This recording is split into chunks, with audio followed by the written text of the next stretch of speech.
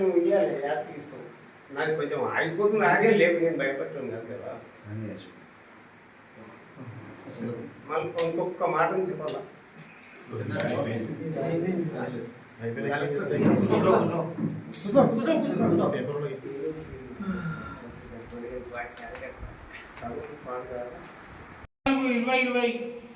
అర్ధరాత్రి పోలీసులతో మీ నియోజకవర్గం అంతగిరి ప్రాజెక్ట్ నిర్వాసితుల కొచ్చగుట్టపల్లి ఎస్సీ కులస్తులకు చెందినటువంటి ఇళ్లలో ప్రజలు ఉన్నప్పుడే, గ్రామస్తులు ఉన్నప్పుడు, నిర్వాసితులు ఇళ్లలో ఉన్నప్పుడు బుల్డోజర్లు ఎక్కించినప్పుడు రానటువంటి బాధ, కలగనటువంటి బాధ నిన్న ఏ విధంగా మీకు కలిగింది? రంగనాయక్ సాగర్ నిర్వాసితుడైనటువంటి పరశురామ్ గౌడ్ని అర్ధరాత్రి పోలీస్ స్టేషన్ తీసుకెళ్లి లోపడేసి అతని భూమి పచ్చని పొలాలని దున్ననప్పుడు రానటువంటి బాధ నిన్న ఏ విధంగా మీకు కలిగింది?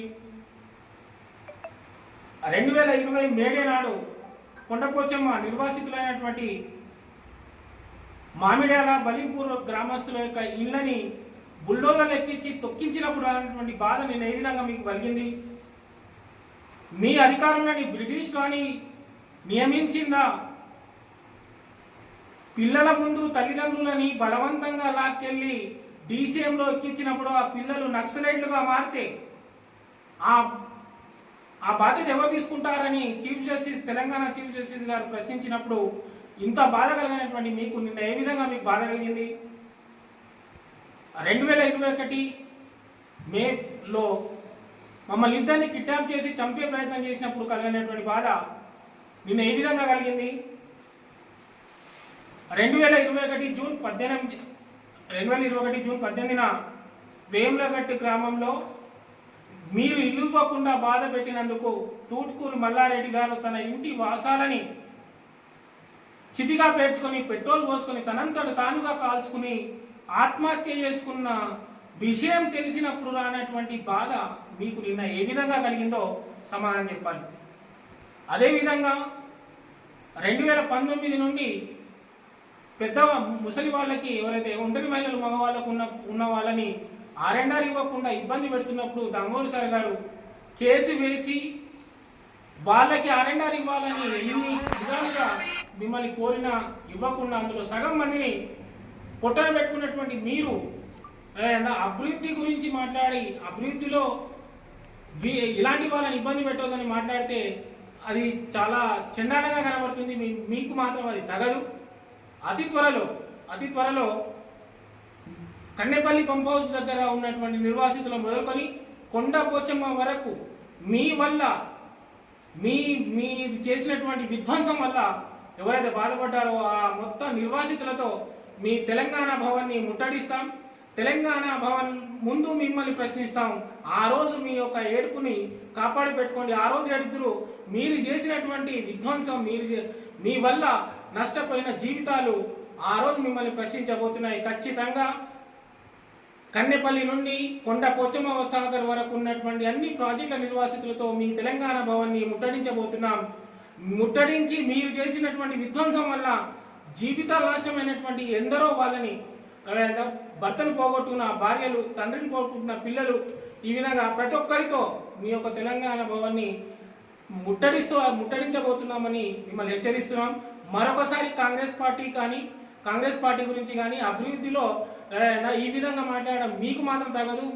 మీ పూర్తిగా మీకు సంబంధించినటువంటి ప్రభుత్వం చేసినటువంటి అరాచకాలు ఈ అన్నింటిలో భాగస్వామైనటువంటి అప్పటి కలెక్టర్ వెంకటరామరెడ్డిని మీరు ఎమ్మెల్సీ చేశారు. మీ బుద్ధి ఏందో ఆ రోజుతో తెలిసిపోయింది. కాబట్టి ఈ రోజు మేము ఈ పత్రికా ముఖంగా మిమ్మల్ని హెచ్చరిస్తున్నాం. ఖచ్చితంగా తెలంగాణ భవన్ని ముట్టడించబోతున్నాం. హైదరాబాద్లో తెలంగాణ భవన్లో హరీష్ రావు గారు, మాజీ మంత్రి గారు హరీష్ రావు గారు మాట్లాడుతూ పేదల కన్నీళ్లపై అభివృద్ధి చేయడం ఏంటని ప్రశ్నిస్తూ ఏడ్చారని వార్తలు వచ్చాయి. వారు ఆ విధంగా మాట్లాడడం చాలా సిగ్గనిపించింది. ఎందుకంటే ప్రాజెక్టుల పేరుపైన నిర్వాసితుల యొక్క జీవితాలను ఆగం చేసినటువంటి ఒక మాజీ మంత్రి దయ్యాలు వేదాలు పలికినట్టు ఆ విధంగా మాట్లాడడం నేను పూర్తిగా ఖండిస్తున్నాను. జూలై 2016-24 నాడు వేమగట్ రైతులపై లాఠీ చార్జ్ జరిగినప్పుడు 160 మంది కాళ్ళు చేతులపైన తగిలినటువంటి దెబ్బలను చూసినప్పుడు రాని ఏడుపు నిన్నటి రోజు ఏ విధంగా వచ్చిందని హరీష్ రావు గారిని సూటిగా ప్రశ్నిస్తున్నాం.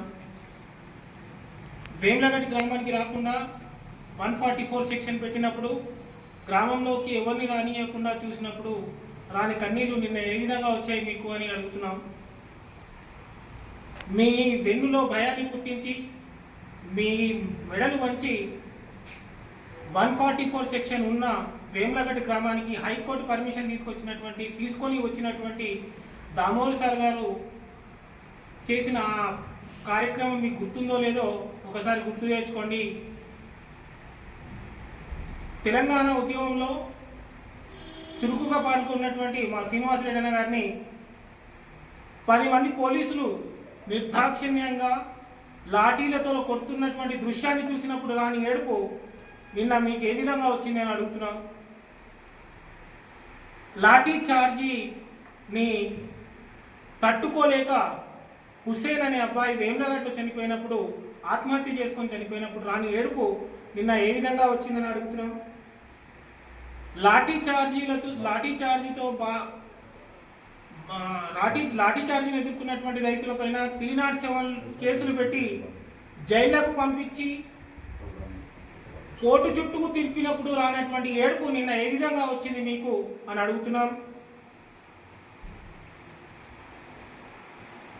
మీ పార్టీకి చెందినటువంటి ఎంపీటీసీ, మా గ్రామానికి చెందినటువంటి ఎంపీటీసీ గారి చెయ్యి విరగొట్టినప్పుడు చూసిన దృశ్యాన్ని నప్పుడు రానటువంటి ఏడు పెట్టి రాత్రి మా పిల్లలను తల్లులను ఎవరు ముసలి ముడుక అనకుండా తీసి డీసీఎంలలో పడేసి ఆ రోజు మా బాధ దుఃఖం రాలేదా? ఈరోజు దుఃఖం వచ్చిందని మాట్లాడితే ఆ రోజు దుఃఖం లేదా?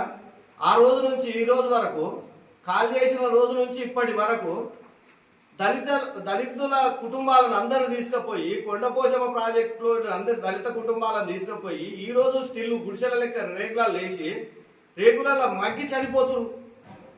ఆ రోజు నీకు అధికారంలో ఉన్న మంత్రికి కనవలేదా? మేము మొరబెట్టుకుంటే మమ్మల్ని ఎక్కిలి చేతులు చేసుకుంటూ పోలీసు కేసులు పెట్టలేదా? మా మీద ఎన్ని కేసులు పెట్టలే? హక్కుల గురించి మేము మాట్లాడిన రోజు ఏమన్నారు? మేము అడిగింది లేదు, మా పరిహారం మాకు చెల్లించమని. ఇప్పటి వరకు మా పరిహారం చెల్లించకుండా హైదరాబాద్లో కూర్చొని, అంటే మా అధికారం కోల్పోయిన తర్వాత అన్ని గుర్తుకొస్తున్నాయా? అధికారం ఉన్నప్పుడు మేము మా ఆస్తులు పోయినాయని మాకు తెలియదా? మేము అడగలేదా? అడిగినామా? మీ ఆస్తులు అడిగినామా? ప్రభుత్వ పరంగా న్యాయపరంగా ఇవ్వమని కొట్లాడినాము. ఇప్పటి వరకు స్టిల్ 5 సంవత్సరాలు అవుతుంది. 4 సంవత్సరాల ముందు నుంచి కాల్ చేసి నుంచి ఇప్పటి వరకు రేకులాలు ఉన్నారు. నీళ్లు, పాములు. ఇప్పుడు ఏదో అక్కడ కూర్చొని హైదరాబాద్లో నీ తెలంగాణ భవన్ కాడ మాట్లాడుతున్నావు కదా, రా కొండపోచమ్మ సాగర్ భూ నిర్వాసితుల పక్షాన రా, అడిగి ఆరండానికి రా, ఇప్పుడు చూపిస్తాం. మీ ఘనకార్యం ఏందో చూపిస్తాం మేము. నువ్వే కదా ఇక్కడ మంత్రి, నీ ఘనకార్యం అంతా అక్కడ కనబడుతుంది. ఇప్పటి వరకు ఒకరికి ప్లాట్లు ఇవ్వలే. ప్లాట్లు ఇచ్చిరా మీరు? ఇండ్లు ఇచ్చిరా? ఇల్లు కోల్పోయిన వాళ్ళకు పైసలు డబ్బులు ఇవ్వలే ఇప్పటి వరకు.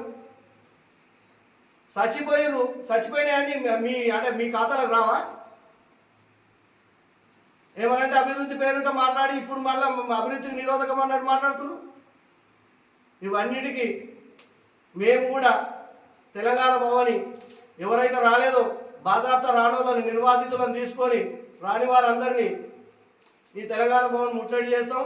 నీ ఫామ్ హౌస్ లేడు, నువ్వు ఫామ్ హౌస్ ఎట్లా కొనుక్కున్నావో, నీ ఫామ్ హౌస్ లెక్కేందో అన్ని బరాబర్ ప్రభుత్వాన్ని మేము కూడా డిమాండ్ చేయాలి, ప్రభుత్వాన్ని ఎంక్వైరీ చేయాలని డిమాండ్ చేస్తున్నాం.